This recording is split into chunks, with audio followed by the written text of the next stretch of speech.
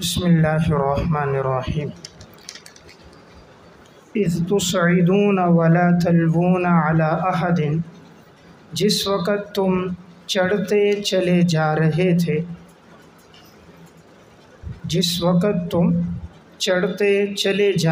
تھے، ولا تلوون علی احد، اور نہیں مڑ کر دیکھ رہے تھے کسی ایک کو، والرسول یدعوکم فی اخراکم، اور رسول پکار رہا تھا تمہیں تمہارے پیچھے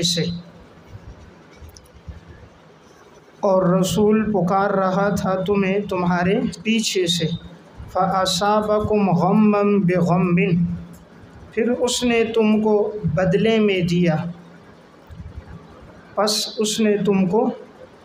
میں دیا، غَمًّا بِغَمٍّ، غم پر غم، لِكَيْ لَا تَحْزَنُوا عَلَى مَا فَاتَكُمْ، تاکہ تم نہ غمگین ہو اس پر جو تم سے فوت ہوا، وَلَا مَا أَصَابَكُمْ، اور نہ اس پر جو تمہیں پہنچا، وَاللَّهُ خَبِيرٌ بِمَا تَعْمَلُونَ، اور اللہ خبردار ہے اس پر جو تم عمل کرتے ہو۔ اذ تصعدون، یہ متعلق ہے ماقبل میں صرفکم کے ساتھ، ماقبل میں تھا ثم صرفکم عنہم، پھر اس اللہ نے پھیر دیا تمہیں ان کافروں سے، اذ تصعدون، جب کہ تم چڑھتے چلے جا رہے تھے، بریکٹ میں لکھیں پہاڑوں اور ٹیلوں پر۔ دیکھیں یہ بات وہ ہو رہی ہے کہ جب وقتی طور پر یہ شکست کی خبر پھیل گئی تھی کہ آپ صلی اللہ علیہ وسلم کی شہادت ہو گئی، احد کی بات چل رہی ہے نا، کہ احد میں جو صحابہ اکرام نے اس جگہ کو چھوڑا اور بعض مال غنیمت جمع کرنے کے لیے آئے، تو شیطان نے خبر پھیلا دی کہ آپ صلی اللہ علیہ وسلم کی شہادت ہو گئی، تو اب اس خبر میں اور غم کی حالت میں بعض آگے کی طرف دوڑے، تو آپ صلی اللہ علیہ وسلم پیچھے سے بلا رہے تھے کہ آؤ اللہ کی مدد آئے گی، تو حضور کی آواز ان تک نہیں پہنچی۔ پھر جب کعب بن مالک نے آواز دی تو ان کی آواز پہنچ گئی، سب لوٹ کر آئے، تو اللہ تعالیٰ اس کیفیت کو بیان فرما رہے ہیں جب کہ تم چڑھے چلے جا رہے تھے، یعنی پہاڑوں اور ٹیلوں پر، نہیں تم مڑ کر دیکھ رہے تھے کسی ایک کو، یعنی آگے ہی بڑھتے جا رہے تھے، حالانکہ رسول تمہیں پکار رہا تھا تمہارے پیچھے سے، رسول پیچھے سے پکار رہا تھا، یعنی آپ صلی اللہ علیہ وسلم بلا رہے تھے کہ پلٹ کر آؤ۔ صحابہ اکرام تو یہ سمجھے کہ اس وقت شکست ہو چکی ہے، اس لیے وہ آگے کی طرف بڑھنے لگے، تو حضور نے پکارا کہ نہیں پیچھے پلٹ کر آؤ، یہ خبر غلط ہے، میری شہادت نہیں ہوئی، لیکن آپ صلی اللہ علیہ وسلم کی آواز سب تک نہیں پہنچی تھی، تو پھر جب حضرت کعب بن مالک نے بلایا تو سب لوٹ کر آئے، تو اللہ تعالیٰ فرما رہے فَأَصَابَكُمْ، پھر اس اللہ نے تم کو بدلے میں دیا، غَمًّا بِغَمٍّ، غم پر غم تمہیں بدلے میں دیا۔ اس کا مطلب کیا ہے؟ صحابہ اکرام کو ایک غم تو ہوا کہ مال غنیمت ہاتھ سے چلا گیا، ایک غم یہ ہوا کہ وقتی طور پر انہیں شکست ہو گئی، اور پھر اس کے اوپر بڑا غم یہ آیا کہ یہ خبر آئی کہ آپ صلی اللہ علیہ وسلم کی شہادت کی خبر پھیل گئی، تو یہ ہے غم پر غم۔ بات سمجھ آ رہی؟ غم پر غم کا مطلب کیا؟ ایک غم تو کیا کہ جو مال غنیمت ملنا تھا جب وہ جمع کرنے لگے تو پیچھے سے دشمن نے دوبارہ حملہ کر دیا، تو مال غنیمت بھی ہاتھ سے چلا گیا، اور غم کیا ملا کہ شکست ہو گئی، اس پر غم کیا ملا کہ آپ صلی اللہ علیہ وسلم کی وفات کی خبر بھی پھیل گئی، تو یہ سب کیا ہے؟ غم پر غم ہے۔ تو فَأَصَابَكُمْ، پھر اس اللہ نے تمہیں بدلے میں دیا غم کے اوپر غم۔ یہ اس طرح ہے جیسے کہ اگر کوئی خبر دے پہلے کسی کے بیماری کی کہ آپ کا بچہ بیمار ہے، تھوڑی دیر بعد خبر دے دی جائے کہ وہ اتنا بیمار ہوا کہ اس کا انتقال ہو گیا، تو اب یہ غم پر غم ہے۔ یا بعض مفسرین نے ایک تشریح یہ کی ہے کہ تم نے اللہ کے رسول کو غم دیا تو اس کے بدلے میں اللہ نے بھی تمہیں غم دیا کہ تمہیں شکست ہوئی۔ تم نے اللہ کے رسول کو غم دیا کہ حضور نے منع کیا تھا کہ تم پہاڑ کے اس مقام کو نہ چھوڑنا، یہ مورچہ اس سے تم نہ ہٹنا، تو تم نے اللہ کے رسول کو غم دیا تو اس کے بدلے میں تمہیں بھی غم ملا، یعنی عارضی طور پر تمہیں شکست ہو گئی، تو یہ ہے غم پر غم۔ لِكَيْ لَا تَحْزَنُوا، حکمت غم، تاکہ تم نہ غمگین ہو اس پر جو تم سے فوت ہوا ہے۔ اس کے نیچے مال غنیمت، تاکہ جو مال غنیمت تم سے فوت ہو گیا اس پر تم غمگین نہ ہو، جو مال غنیمت تم سے فوت ہو گیا اس پر تم غمگین نہ ہو۔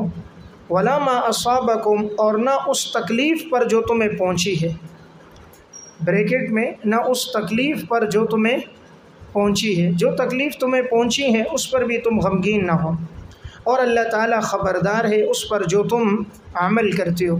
تم جو بھی کر رہے ہو سب اللہ کے علم میں ہے، اللہ سے کوئی چیز مخفی نہیں ہے۔ ثم انزل علیکم من بعد الغم، ازالہ غم، پھر اس اللہ نے اتارا تم پر اس غم کے بعد امنتاً، امن، نعاساً، اونگ، اس اللہ نے اس غم کے بعد تمہارے اوپر امن اتارا، اونگ، یغشا طائفة منکم، کہ وہ ڈھانپتی تھی تم میں سے ایک جماعت کو، وطائفة قد اہمتہم انفسہم، اور ایک جماعت کو فکر میں ڈال دیا تھا اس کی اپنی جانوں نے، فکر میں ڈالا تھا ان کی اپنی جانوں نے، یظنون باللہ غیر الحق، وہ گمان کرتے تھے اللہ پر ناحق، ظن الجاہلیہ، جاہلیت کے گمان، یقولون حل لنا من الامر من شیء، اور وہ کہتے تھے کیا ہمارے لیے ہے اس معاملے میں کچھ اختیار، امر کے نیچے معاملہ جنگ، کیا ہمارے لیے اس معاملہ جنگ میں کوئی اختیار ہے؟ قل ان الامر کلہ للہ، فرما دیجئے کہ تمام اختیارات تو اللہ کے لیے، یخفون فی انفسہم، کہ وہ چھپاتے تھے اپنے دلوں میں، ما لا یبدون لک، جو نہیں وہ ظاہر کرتے تھے آپ کے سامنے، لکا، آپ کے سامنے، یقولون لو کان لنا من الامر شیء، اور وہ کہتے تھے اگر ہو ہمارے لیے کوئی اختیار امر کے نیچے اس معاملہ جنگ میں، ما قتلنا ہا ہونا، تو ہم نہ قتل کیے جاتے یہاں۔ قل لو کنتم فی بیوتکم، فرما دیجئے کہ اگر تم ہوتے اپنے گھروں میں، لبرز الذین کتب علیہم القتل الی مضاجعہم، تو البتہ ضرور باہر نکلتے کہ جہاں لکھ دیا گیا تھا تمہارا قتل ہونا، الی مضاجعہم، اپنے قتل گاہوں کی طرف، اپنے قتل گاہوں کی طرف البتہ تم ضرور باہر نکلتے، لبرز، البتہ ضرور باہر نکلتے جہاں لکھ دیا گیا تھا تمہارا قتل ہونا، الی مضاجعہم، اپنے قتل گاہوں کی طرف، وَلِيَبْتَلِيَ اللَّهُ مَا فِي صُدُورِكُمْ، تاکہ اللہ آزمائے جو تمہارے سینوں میں ہے، وَلِيُمَحِّصَ مَا فِي قُلُوبِكُمْ، تاکہ اللہ صاف کر دے اس ایمان کو جو تمہارے دلوں میں ہے، وَاللَّهُ عَلِيمٌ بِذَاتِ الصُّدُورِ، اور اللہ تعالیٰ سینوں کے بھیدوں کو جاننے والا ہے۔ ثم انزل علیکم، ازالہ غم، پھر اس اللہ نے اتارا تم پر اس غم کے بعد امن، امن کیا اتارا؟ نعاسن، نعاسن یہ امنتن سے بدل واقع ہے، نعاسن ترکیب میں کیا ہے؟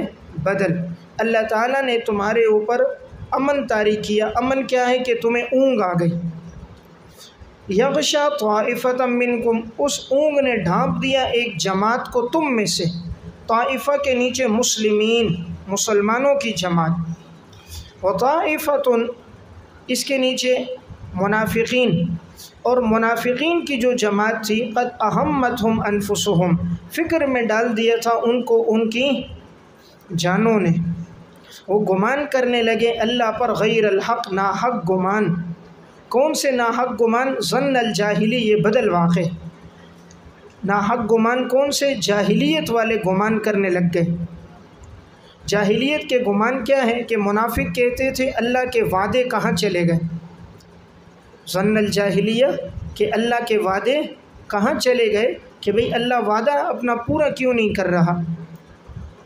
دیکھیں یہاں پر فرمایا کہ ہم نے غم کے بعد میدان جنگ پر انہیں اونگ دے دی۔ میدان جنگ میں اونگنا یہ اللہ کی طرف سے رحمت ہے، اور درس میں اونگنا یہ محرومی ہے۔ درس میں اونگنا یہ محرومی ہے، اور میدان جنگ میں اونگنا یہ اللہ کی طرف سے رحمت ہے، کہ جب میدان جنگ میں ان کو اتنے غم پہنچے، 70 کی شہادتیں ہو گئی، تکلیف اور مصیبت آ گئی، حضور کی شہادت کی خبر پھیل گئی، تو جب اتنے غم آئے، اتنی تکلیفیں ان پر آئیں، تو اب اللہ تعالیٰ نے عارضی طور پر ان کو اونگ لیا ہے۔ اب وہ سارے جیسے اونگنے لگے، ہتھیار ان کے ہاتھوں سے گر گئے، تھوڑی دیر بعد جیسے ہی ہوش آیا تو سب دوبارہ تازہ دم ہو گئے، ساری تھکاوٹ اور تکلیف دور ہو گئی۔ انسان جب طبعی طور پہ سو جاتا ہے نا، تو سونے کے بعد جب اٹھتا ہے تو اللہ تعالیٰ اس کو فطرتی طور پر نئی قوت، نئی تازگی، جسم میں نئی توانائی اللہ اسے دے دیتا ہے۔ تو صحابہ اکرام پر اونگ آئی، اونگنے کے بعد ساری تکلیف، تھکاوٹ دور ہو گئی۔ تو ایک جماعت کو تو اللہ نے اونگ دی، یہ اللہ کی طرف سے امن تھا، اور ایک جماعت کو فکر میں ڈال دیا ان کی جانوں نے۔ وہ کون؟ منافقین۔ منافقین اپنی جانوں کی فکر ہو گئی۔ انسان کو سب سے زیادہ محبت اپنی جان سے ہوتی ہے نا، اس لیے ان کو اپنی جانوں کی فکر پڑ گئی کہ بھئی اب کیا ہوگا، اب تو کم ساتھی رہ گئے تو کہیں مارے نہ جائیں۔ تو وہ اللہ پر گمان کرنے لگ گئے، ناحق گمان۔ غیر الحق یہ مفعول مطلق ہے یظنون کے لیے، اور ظن الجاہلیہ یہ بدل ہے۔ گمان کرنے لگے مفعول مطلق، ناحق گمان۔ کیسا گمان؟ جاہلیت والے۔ اور جاہلیت کا گمان کیا تھا کہ اللہ کے وعدے کہاں چلے گئے؟ یقولون حل لنا، شکوہ اجمالی۔ شکوہ اجمالی وہ کہتے تھے کہاں ہے ہمارے لیے کہ نہیں ہے اس معاملے جنگ میں ہمارے لیے کوئی اختیار، امر اس معاملے جنگ میں ہمارے لیے تو کوئی اختیار نہیں ہے۔ قل ان الامر، جواب شکوہ، فرما دیجئے کہ تمام اختیارات تو کس کے لیے؟ اللہ کے لیے۔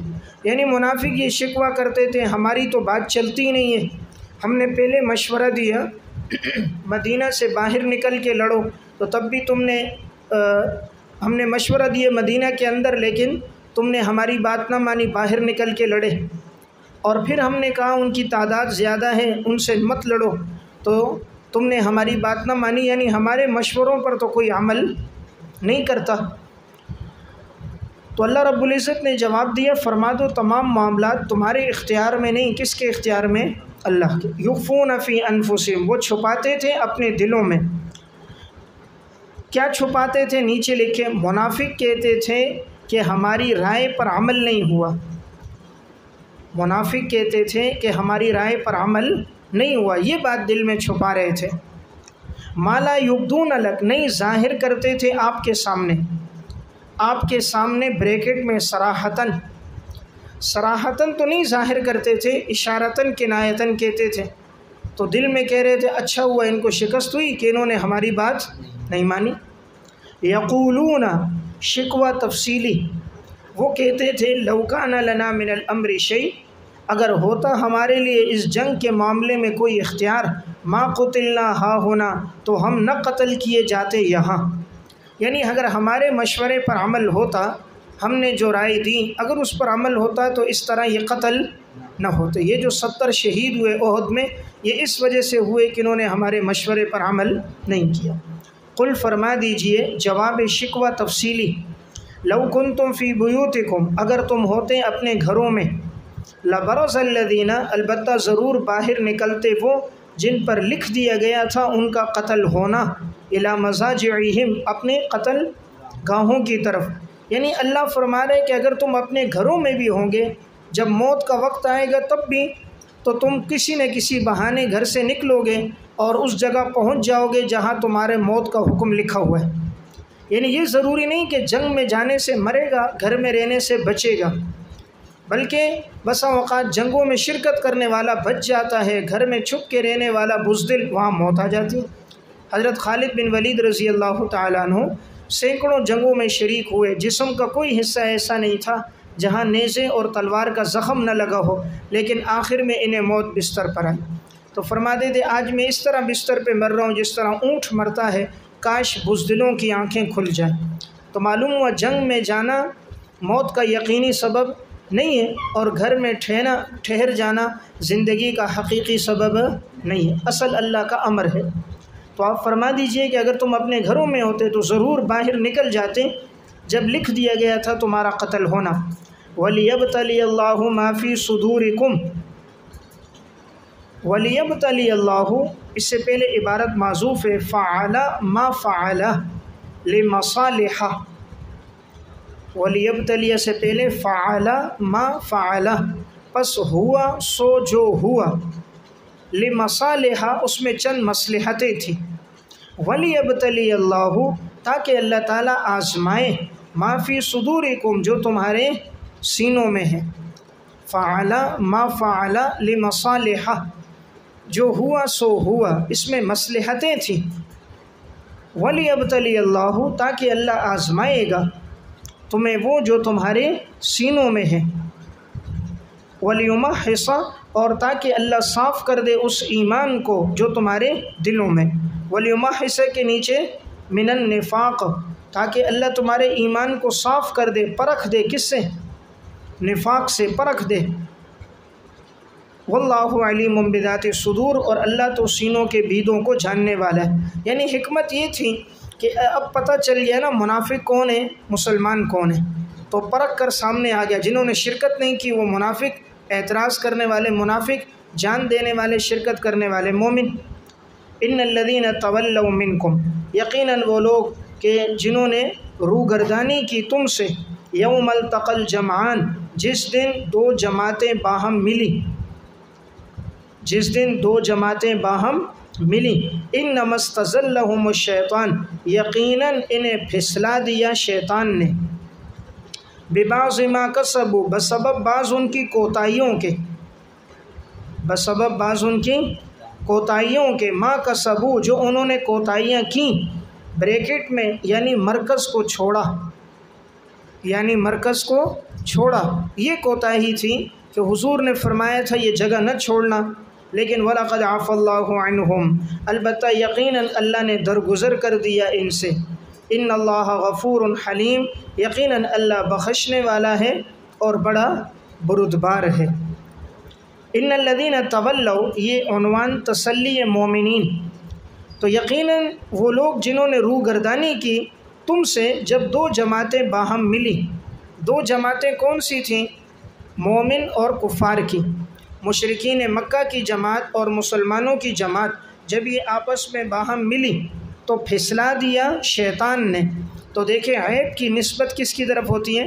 شیطان کی طرف، تو پھسلایا شیطان نے بسبب اس کوتاہی کے جو انہوں نے کیا۔ کوتاہی کیا تھی کہ اپنے مرکز کو چھوڑ دیا۔ حضور نے فرمایا تھا یہ جگہ چھوڑنی نہیں، اگرچہ پرندے آ کر تمہارے جسموں کو اچک لیں، لیکن انہوں نے وہ مرکز چھوڑا، اس وجہ سے انہیں شکست ہوئی۔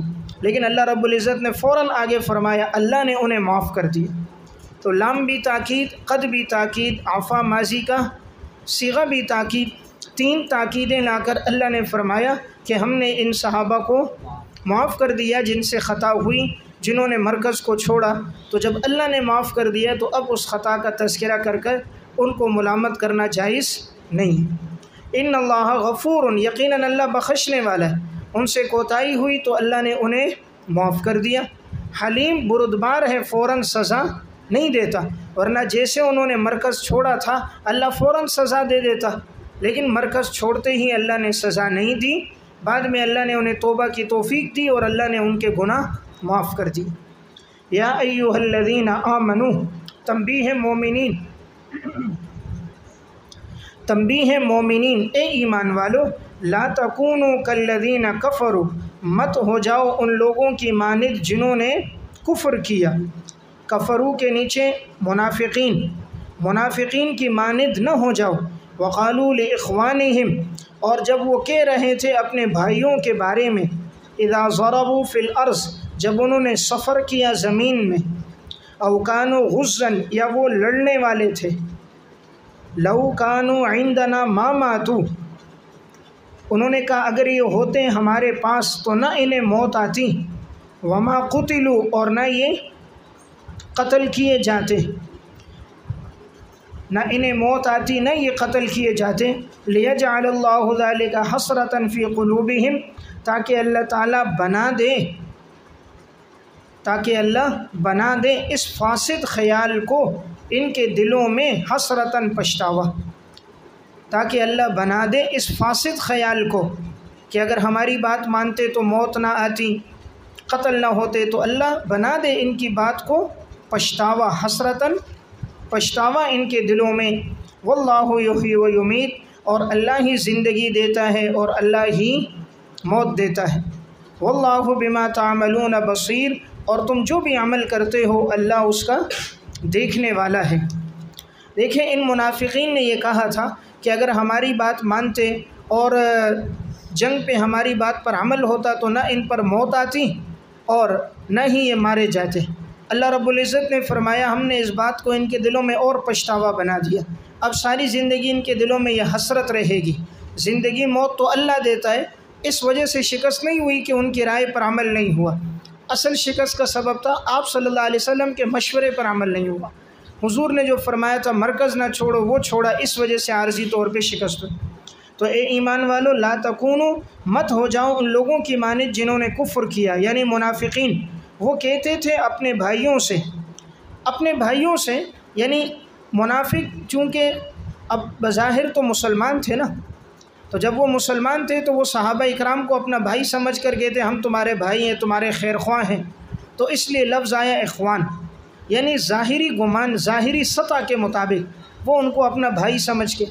یا منافق چونکہ مدینہ میں رہتے تھے تو جو وہاں کے انصار صحابہ تھے ان کا ان کے ساتھ نسبی تعلق تو تھا، نسبی لحاظ سے منافقین میں اور مدینہ کے جو انصار صحابہ تھے ان میں نسبی رشتہ داریاں تو تھیں، اس لیے کسی کے ساتھ رشتہ داری چچا زاد، ماموں زاد، خالہ زاد ہونے کی، تو وہ کہتے اپنے ان بھائیوں کے بارے میں جب وہ سفر کرتے زمین میں، ضربو، جب کہیں سفر کر کے جاتے یا یہ کسی لڑائی میں جاتے تو کیا کہتے، اب وہ پہلے قول ہے اور لو کانو یہ مقولہ ہے قالو کا، لو کانو کے نیچے لکھیں یہ مقولہ ہے قالو کا، تو مقولہ یہ کہ وہ کہتے ہیں کہ اگر یہ ہمارے پاس ہوتے تو ما ماتو، یہ نہ مرتے اور نہ یہ قتل کیے جاتے۔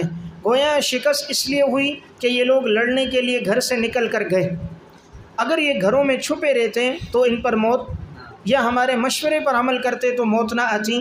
لیجعل اللہ، لام عاقبت ہے، تاکہ اللہ بنا دے ان کے اس فاسد خیال کو ان کے دلوں میں، حسرتاً پچھتاوا۔ اب یہ ہمیشہ کے لیے ان کے دلوں میں پچھتاوا ہوا اور ان کے لیے حسرت ہو گئی۔ واللہ یحیی، جواب نمبر 1، جواب مقولہ منافقین، یہ جو منافقین کا مقولہ تھا اس کا جواب کہ جنگ میں جانے سے موت نہیں آتی بلکہ اللہ زندگی دیتا ہے اور موت دیتا ہے۔ واللہ بما تعملون بصیر، تم جو بھی عمل کرتے ہو اللہ اس عمل کا خوب دیکھنے والا ہے۔ وَلَئِن قُتِلْتُمْ، جواب نمبر 2 اور ترغیب جہاد، اگر تم قتل کر دیے جاؤ اللہ کے راستے میں، او متم، یا تم مر گئے، لمغفرۃ من اللہ، البتہ بخشش ہوگی تمہارے لیے اللہ کی جانب سے، ورحمۃ، اور مہربانی ہوگی، خیر مما یجمعون، یہ بہتر ہے مما، اس مال سے، یجمعون جس کو وہ کفار جمع کرتے ہیں۔ اللہ تعالیٰ جواب دے رہے ہیں اگر جنگ میں شرکت کرو اور موت آ جائے، شہادت مل جائے، یہ تو اللہ کے راستے میں لمغفرۃ، بخشش کا ذریعہ، شہادت سے گناہ معاف ہوتے ہیں۔ نمبر 2، یہ اللہ کی مہربانی کا ذریعہ، اللہ ہر ایک کو شہادت کی موت نہیں دیتا، تو یہ بہتر ہے مما، اس مال سے جس کو وہ جمع کر رہے ہیں، یعنی یہ جو مال اور دولت کے پیچھے منافقین اور کفار لگے ہیں، دنیا کی حرص و ہوس ہے، اس سے بہتر اللہ کے راستے میں شہادت ہے۔ وَلَئِن مُتُّمْ أَوْ قُتِلْتُمْ، تعمیم ہے اس میں، دیکھیں اب یہ تاکید نہیں ہے، تعمیم ہے کہ اس میں فی سبیل اللہ کی قید نہیں ہے، اوپر تو فی سبیل اللہ کی قید تھی نا، وَلَئِن قُتِلْتُمْ فی سبیل اللہ، یہاں تعمیم عمومیت ہے۔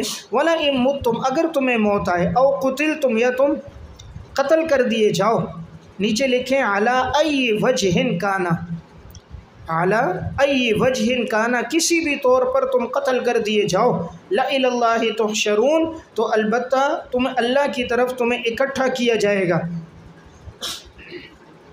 اللہ کی طرف تمہیں اکٹھا اور جمع کیا جائے گا۔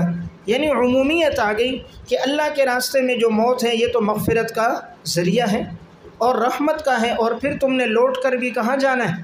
اللہ کی طرف۔ تو یہ تکرار نہیں ہے، پہلے فی سبیل اللہ کی قید تھی اور اس میں وہ قید نہیں ہے۔ فبما رحمت من اللہ لنت لہم، تکمیل عفو، تکمیل عفو اور آپ صلی اللہ علیہ وسلم کے مکارم اخلاق کا بیان۔ فبما رحمت من اللہ، بسبب اللہ کی رحمت کے، بسبب اللہ کی رحمت کے، کہ لنت لہم، کہ آپ نرم ہیں ان کے لیے، آپ نرم ہیں ان کے لیے، ولو کنت فظا، پس اگر آپ ہوتے سخت طبیعت والے، غلیظ القلب، سخت دل والے، لانفضوا من حولک، البتہ منتشر ہو جاتے آپ کے ارد گرد سے، فاعف عنہم، پس آپ انہیں معاف کیجئے، واستغفر لہم، اور آپ ان کے لیے بخشش طلب کیجئے اللہ سے، وشاورہم فی الامر، اور مشورہ کیجئے ان سے اہم معاملات میں، امر کے نیچے اہم معاملات میں، ہر معاملے میں مشورہ نہیں ہوتا، اہم معاملات میں۔ فَإِذَا عَزَمْتَ فَتَوَكَّلْ عَلَى اللَّهِ، اور پس جب تم بھروسہ کرو تو پس بھروسہ کرو اللہ پر، یقیناً اللہ تعالیٰ بھروسہ کرنے والوں کو پسند کرتا ہے۔ فَبِمَا رَحْمَةٍ مِّنَ اللَّهِ، اب دیکھیں یہاں سے آپ صلی اللہ علیہ وسلم کے مکارم اخلاق کا بیان ہے، فرمایا بسبب اللہ کی رحمت کے کہ اللہ نے آپ کو نرم بنایا ہے، یعنی آپ کے مزاج میں سختی نہیں ہے بلکہ نرمی ہے۔ جب نرمی ہے آپ کے مزاج میں تو آگے آ رہا ہے آپ ان کو معاف کرو۔ ولو کے نیچے لو بالفرض، لو جو ہے نا یہ فرض کے معنی میں، بالفرض، اگر آپ ہوتے سخت طبیعت والے اور سخت دل والے تو یہ صحابہ اکرام آپ کے ارد گرد سے منتشر ہو جاتے۔ فاعف عنہم، انہیں معاف کیجیے۔ دیکھیں صحابہ سے جو خطا ہو گئیں، اللہ نے فرمایا انہوں نے مرکز چھوڑا، مال غنیمت کے لیے آئے، بعض سے خطا ہو گئی تو آپ ان کو معاف کر دو۔ تو صحابہ کا کتنا مقام، پہلے اللہ نے کہا میں نے خود ان کو معاف کر دیا، اور آپ سے فرمایا اگر آپ کے دل میں بھی کوئی معمولی بات آئی ہو تو آپ بھی ان کو معاف کرو۔ تو صحابہ کی سفارش اللہ کر رہا ہے، کون کر رہا ہے اور کس سے کر رہا ہے؟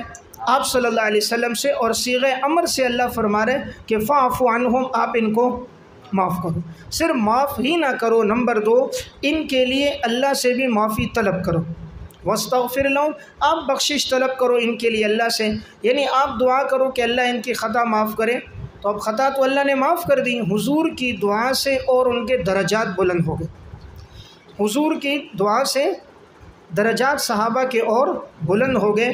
پھر آگے اللہ نے صحابہ کا مقام بتاتے ہوئے فرمایا ان سے اہم معاملات میں مشورہ بھی کرو، یعنی یہ نہیں کہ اب ان کے مشورے پر آپ چلے اور آپ کو شکست ہو گئی تو دوبارہ مشورہ چھوڑنا نہیں، آئندہ بھی کرنا ہے۔ دیکھیں حضور کی اپنی رائے وہی تھی جو منافقین نے بھی دی تھی، لیکن بعض کی رائے تھی کہ نہیں مدینہ سے نکل کے باہر جا کر لڑیں، تو اب حضور نے ان کے مشورے پر بعض پر عمل کیا تھا تو عارضی شکست ہوئی، تو اللہ نے کہا دوبارہ بھی مشورہ چھوڑنا نہیں، پھر بھی ان سے اہم معاملات میں مشورہ لینا۔ فَإِذَا عَزَمْتَ، پھر جب آپ پختہ ارادہ کر دو مشورہ کرنے کے بعد، پھر اللہ پر بھروسہ کرو۔ معلوم ہوا اسباب اختیار کرنے کے بعد بھروسہ اسباب پر نہیں بلکہ اسباب کے پیدا کرنے والے پر، اور جب اللہ پر بھروسہ کر دیا تو اللہ کو وہی لوگ پسند ہیں جو اللہ پر بھروسہ کرنے والے ہیں۔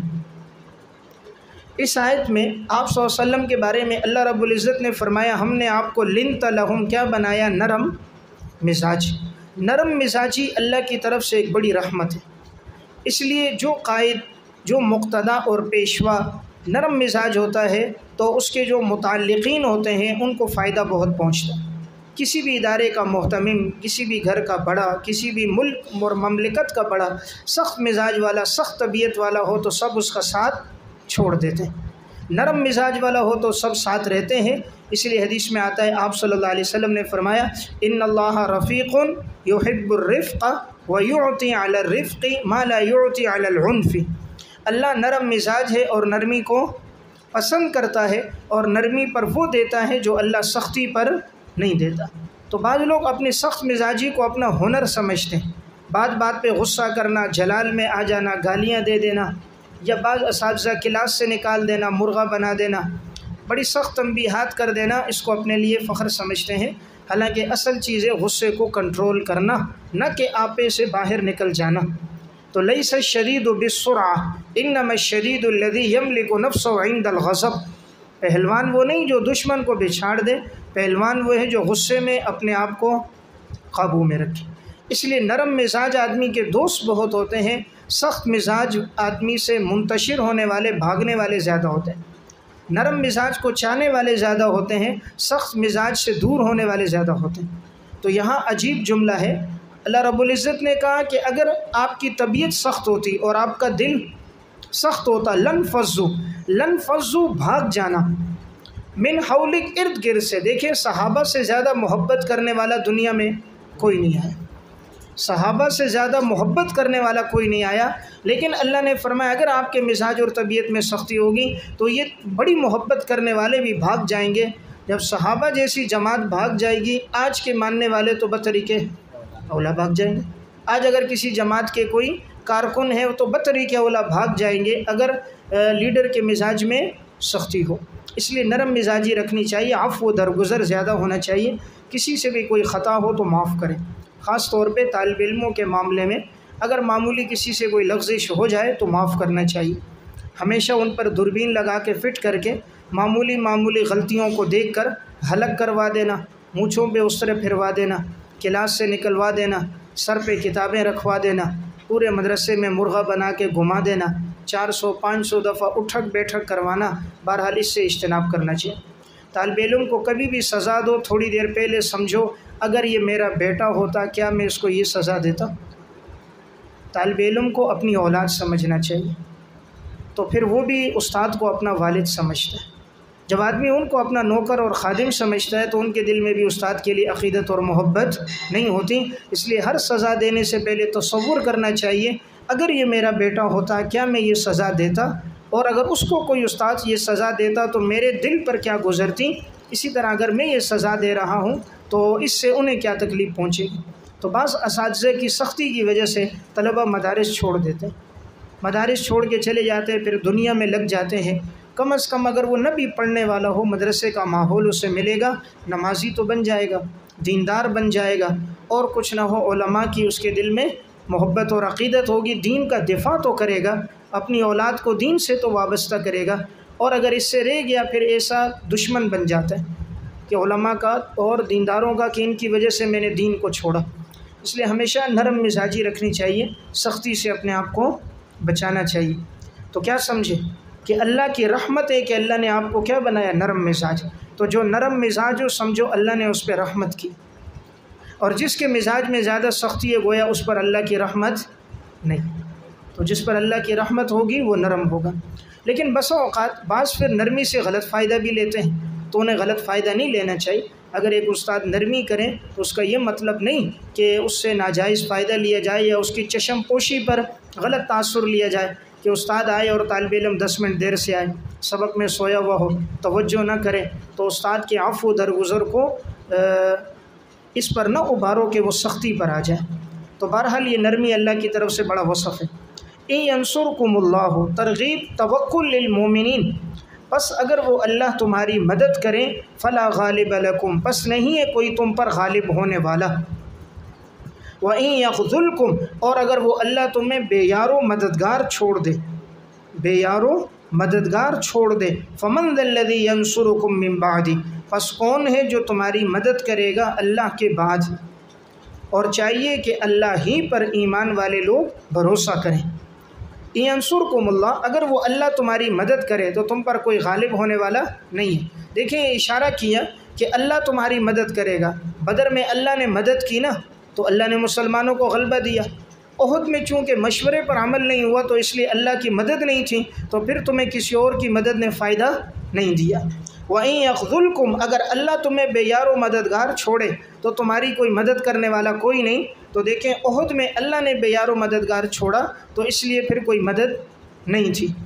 بس چاہیے کہ ایمان والوں کا بھروسہ کس پر ہو؟ اللہ پر ہو، یعنی اسباب پر ان کی نگاہ